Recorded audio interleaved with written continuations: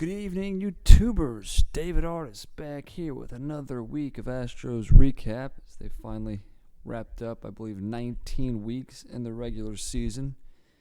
Very exciting week with the trade deadline and everything that broke on Wednesday.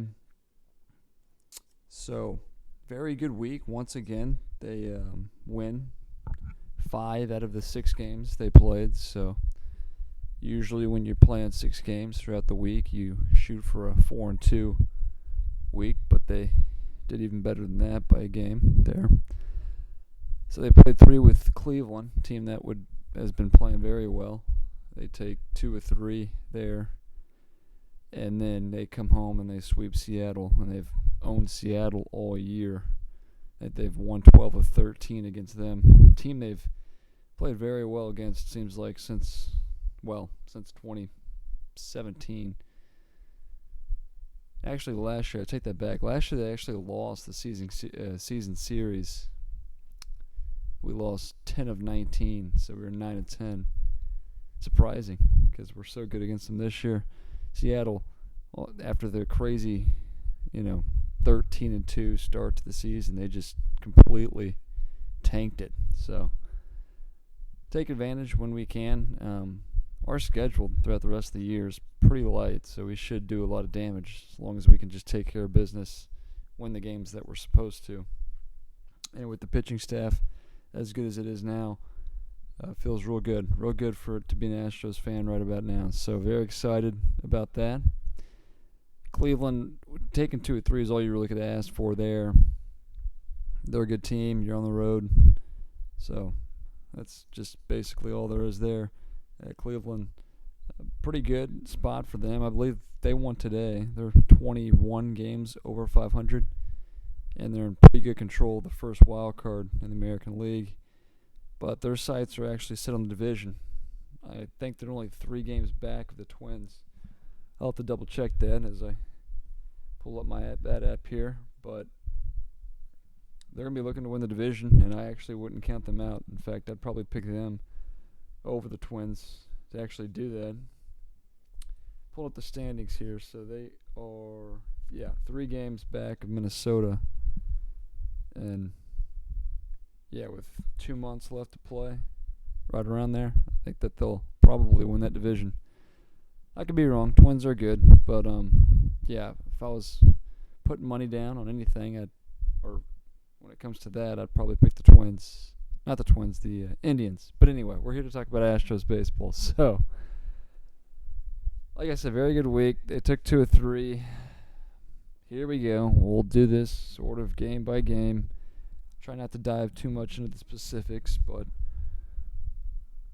I'm just not even going to say that part anymore of, I usually get on here, say we're not going to go game by game, and then we end up going game by game. So we're going basically game by game here once I get this to pull up correctly on my phone.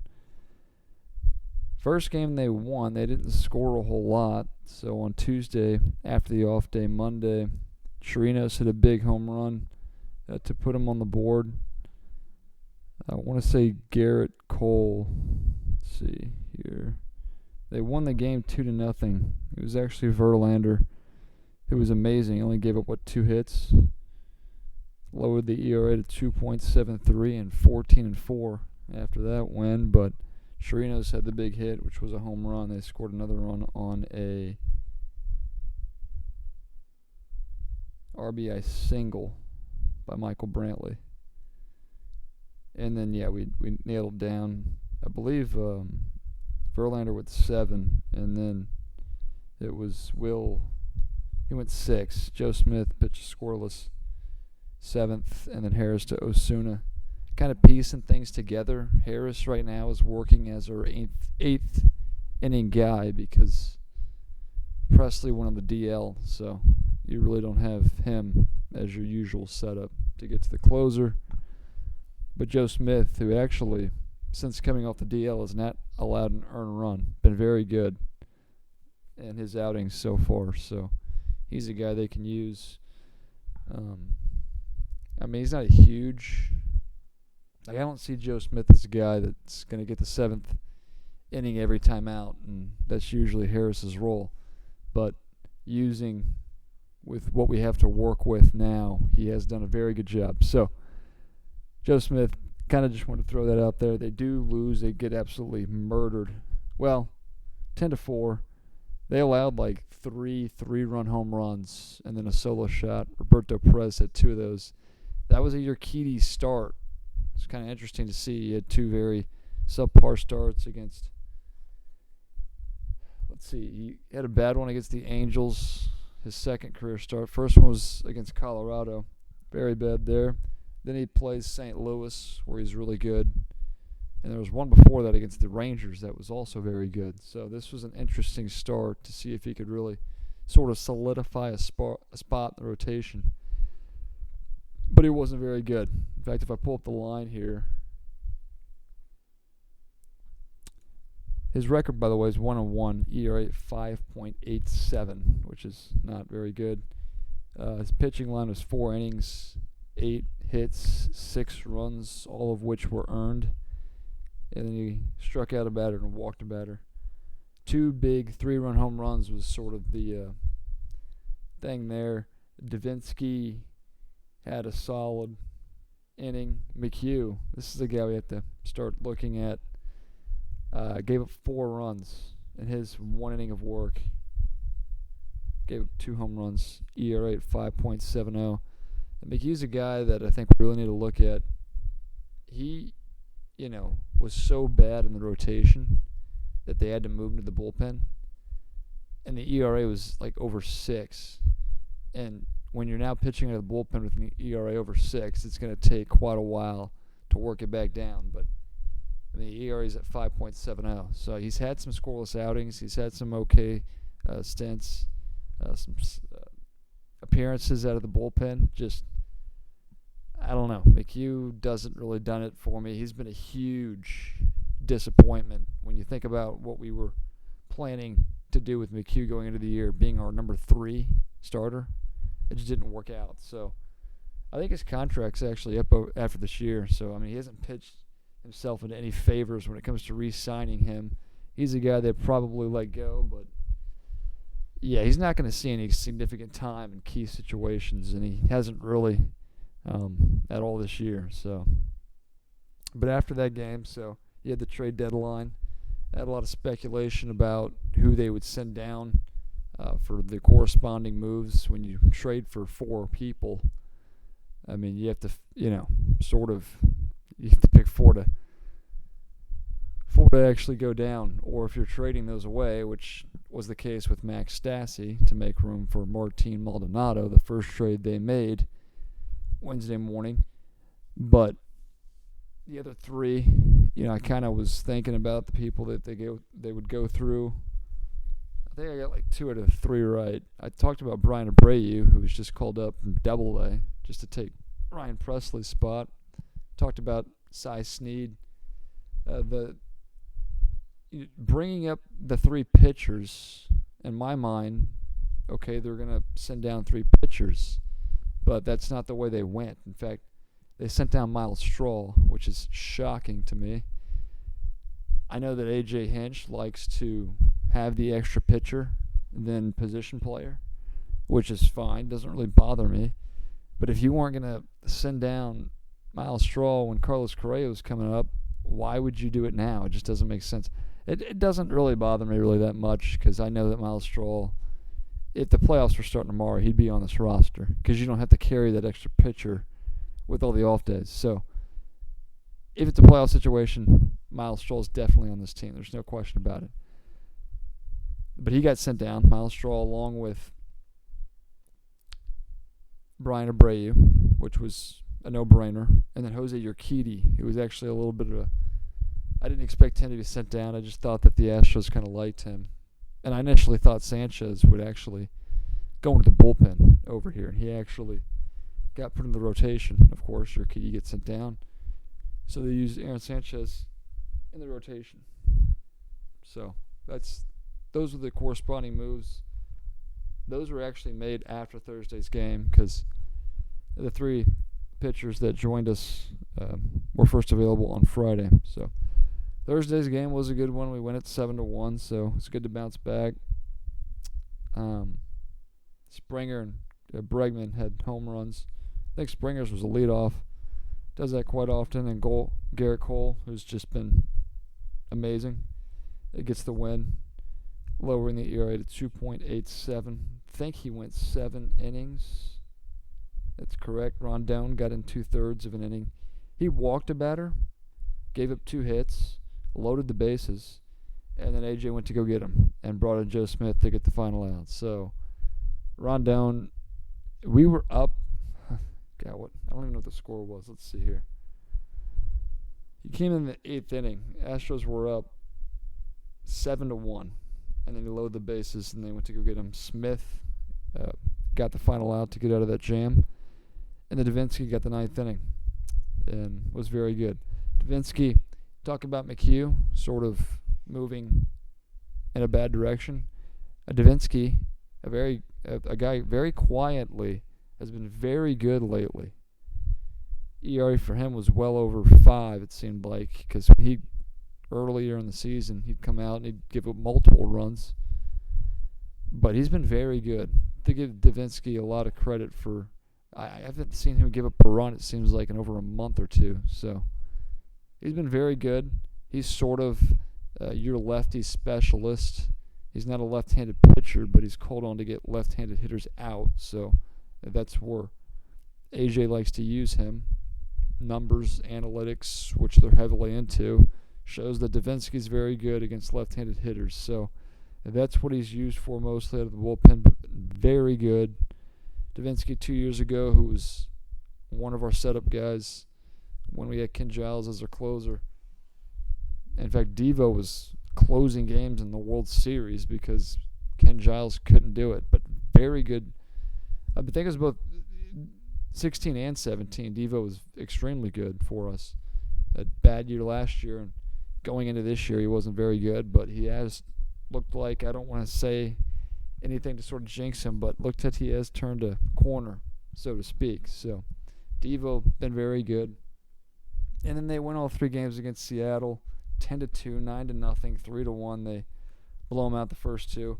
Osuna gets the save today, is 26th or 25th. Let's see.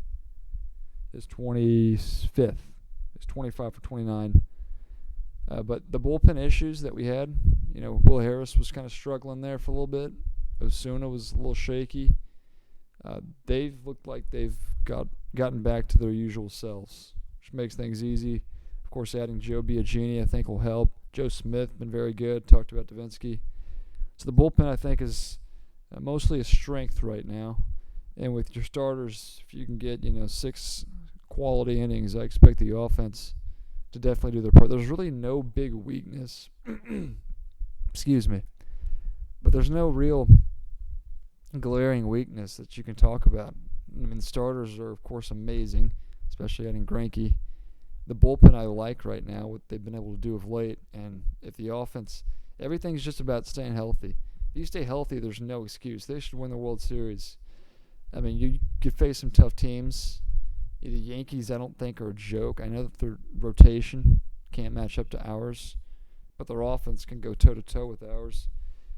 And if they can shorten games, use an opener out, I would take their bullpen over ours. So, I got on here on Wednesday, talked about they have to win the World Series, and I'll still stand by that because their roster's just better than everybody else's. And I don't want to sound cocky or, like a total homer here, but I just feel like that's the case. I think if you ask most people, they would agree. And you can pick people from outside the state of Texas, and I think that they would agree. But that's kind of where I stand. So they had a no-hitter, by the way, on Saturday. So Aaron Sanchez's first start, he went 6 innings. He walked 2, hit a batter. And then it was Will Harris, Joe Biagini, and Chris Davinsky who finished that game off. So it's kind of cool to get the no-hitter there. The most important thing's a win. I don't want to downplay the no-hitter, but he was the fun thing. It's cool, but it's just one game, and then you sort of move on. So the no-hitter thing's cool, and it'll go down. There was no way Sanchez was going to continue to pitch. He was at 90-something pitches there in the sixth inning, and his future for the rest of this year and all of next is way more important than just this one game. But he set the bar pretty high. Yeah, I mean, he couldn't have done much better. So, record at 4-14 and an ERA at 5.76. So you wouldn't, but he was very good. Aaron Sanchez beat that Greinke is what I'll say when he pitches here on Tuesday. Be tough to do, but Aaron Sanchez was very good. And then the bullpen, Biagini's first outing as an Astro, he did walk a hitter. They walked 4 altogether. There was one hit batter, but they didn't allow a hit, so that was kind of cool. Throw the no-hitter there and a little celebration out on the field afterwards. So kind of a monotone celebration. It wasn't huge, but it was kind of cool to do there.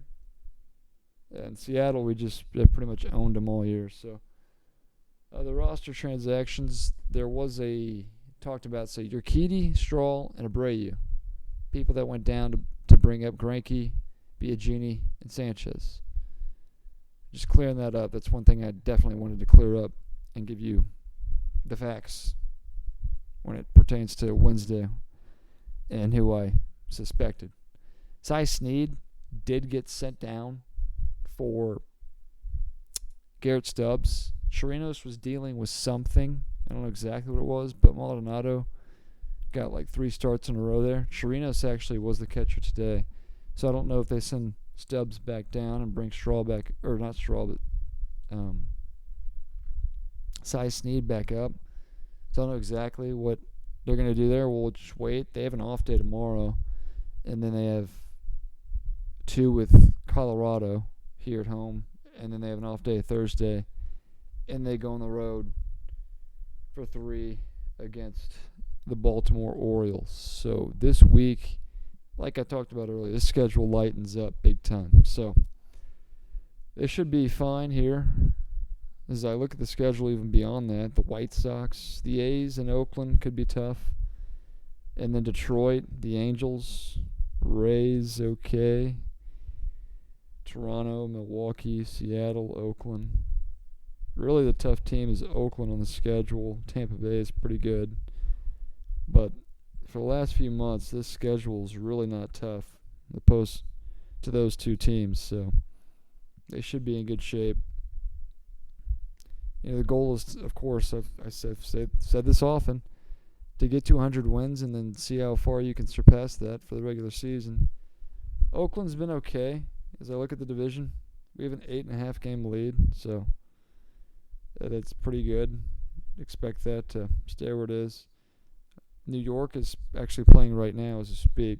They're winning. They're beating the Red Sox, so they would be 73-39 if they hold off. Looking at the score real quick here. Yeah, usually it's... I guess it just ended. So they did win 7-4. So they're 72-39. And they're 3... We have a winning percentage of 646, and theirs is at 649. So that's how they beat us. They'll catch up to us in games because we have 2 off days this coming week, so that'll be taken care of. But I expect us to finish ahead of them. Minnesota, 69-42, so they're 27 games over. We're 33, so playing very well. In fact, this is the best start, or I wouldn't say start, but best season starting your 153 games. No, 113 games that they played. They've never had a 73-40 record in both 18 and 19. Their 2 best years hadn't had it, so very good. Expect them to beat their best regular season record ever. No reason why they shouldn't, especially at this pace and the strength of schedule they have remaining here. So doing very well. And then, of course, the Dodgers is 74-40 in the NL, so they're very good. They're the only team I would actually think might give them trouble when it comes to them just wiping out the National League right into the World Series for the third straight year would be Atlanta. I think if Atlanta gets their bullpen situated, they did make a few trades. Shane Green was a big one for them, although he coughed up the game today. If they can get that figured out, I think Atlanta could give them a lot of trouble. Would be the only challenge. I mean, you have teams in the Central, like the Cubs and the Cardinals, and Milwaukee. Milwaukee's fallen off pretty big here. And the Cubs and St. Louis, of course, they have the playoff experience to match up with the Dodgers. But their records aren't that good, and they both have weaknesses. The Dodgers find ways to win, it seems like, every single night or day. Like today, they came back and won their game against the Padres. So that's really just your quick National League update. It's usually the Dodgers and then everybody else. But I think the Braves are an interesting team that could give them a little bit of trouble. They have a 7-game lead in their division. So, the Braves, that is. So, that's sort of a National League update. And then I just talked about the American League. Thought I'd kind of go through the league just because I didn't really talk much about the Seattle series there that we played here. Except we scored a bunch. We hit 6 home runs on Friday. See if I can name them all here. So Alvarez, Correa, Altuve. Now I'm curious, so we're going to pull this up real quick here. So they hit 6 home runs. Diaz and Marisnik were the 2 guys I missed. And Maldonado. So it was Alvarez, Marisnik, Maldonado, Altuve, Correa, and Diaz. All had home runs. So that was a offensive outburst. Miley was very good. ERA at 3.05. 10-4. So, if you're looking at the rotation and you actually want to pick a weak link, it would be Miley. And he's 10-4 with a 3.05. Believe Greinke, who starts Tuesdays, 10-4 with a 2.87 ERA. Or 2.90, I think is it. That sounds right. So, yeah. Garrett Cole won Pitcher of the Month for the second consecutive month. Alvarez won Rookie of the Month for the second consecutive month. And Yuli Gurriel won Player of the Month. So that was the update for July there. So we're now into August here. So 5-game week next week, so not a lot going on. We'll definitely talk about it next Sunday. Please hit that subscribe button. Share this with your friends. Very happy with my views for the trade deadline special podcast I had up there Wednesday evening. So good there. But yeah, share it with your friends. Get that word out. Astros fans. How can you not be a fan if you live in Houston, Texas with the team they have now?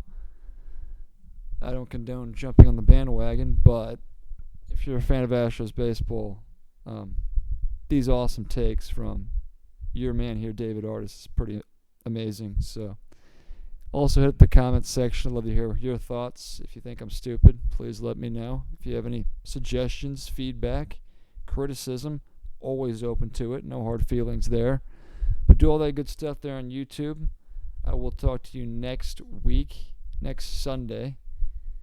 By the way, I usually talk about the date and time to start the show, but I'll do that to end it here. 10:43 p.m., August 4th, 2019. Coming up on 24 minutes here. So we'll wrap things up there, but like I said, do all that good stuff on YouTube. And I'll see you in a week. Hopefully more winning baseball to talk about, and we'll talk to you then.